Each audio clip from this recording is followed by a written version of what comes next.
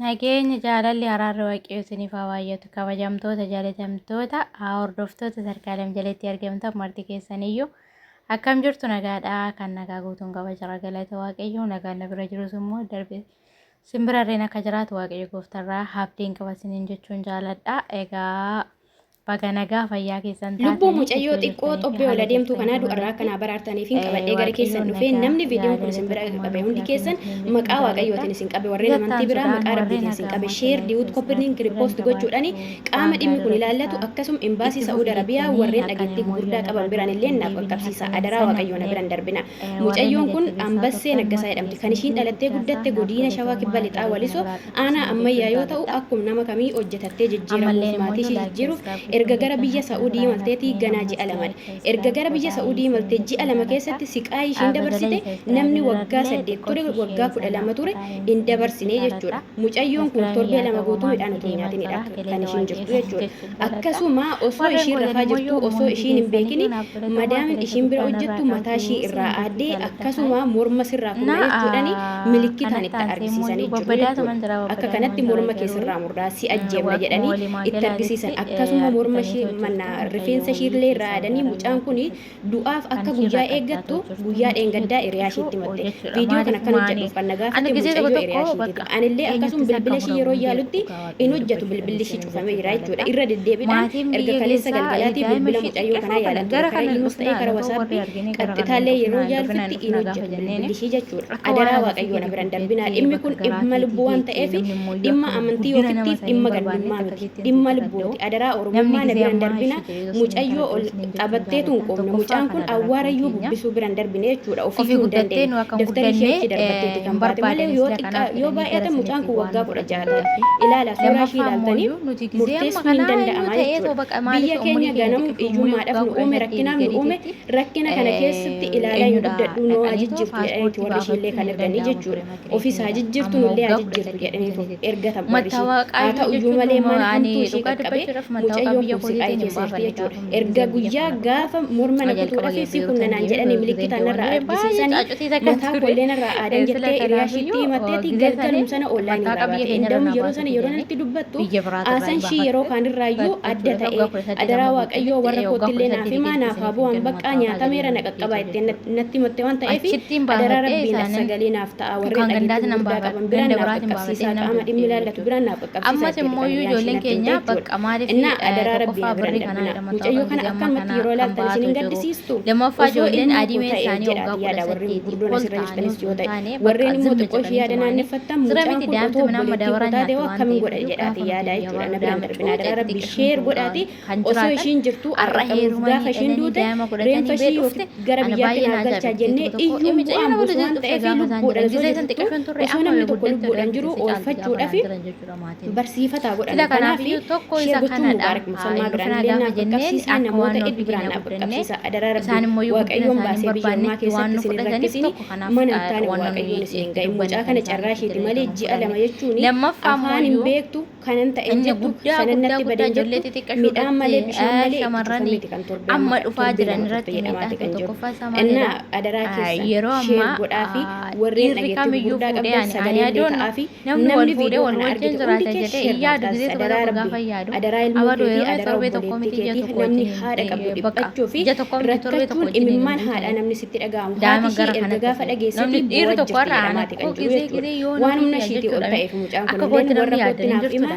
naafaa bu'an bakka nyaatameera jettee maaliif gisee tokko gisee kophaa kiyya taayitoo yaadii mataa ishii irraa aadaniiti waan ta'eef hin jiru mataa ishii irraa aaduu jechuun iyyuu si qopheessa jechuudha jechuudha mucayyoon kun afaan beekuu baattu isa milikitaan itti manii iyyuu galuuf iyyuu mataa ishii irraa aadde taanan iyyuu osoo itti himin iyyuu ajjeesuudhaaf jechuudha wajjin biyya keessatti wajjin hin jiraatanii dhuguma bultii gaa'ela ijaarratanii ishiin nan jiraachisaa mana nan bulchaa ofan danda'a jedheeti miti dhiirri gisee kanaa kan fuudhaa jiru jechuudha dhugaa walitti muudhaaf yoo ta'e mee ilaala isinis garuu akkana ofii kiyyaa saraddeetoo fudhadheeti jechuudha namni ijoolleen dhiirota gisee kana fuudhatoo jiranii wajjin hin bultii ijaarrannaa ilmoo horannaa na bira teechin hin jiru warraan fuudhuu gaafa fuudhanii isheen maaliif bakka maal amma koo akka gizee durii sanii miti otoo atiin beekin maatiin keessi marate maatiin kan si marate heerumte kan wajjin hin jiraattu miti yeroo sun darbe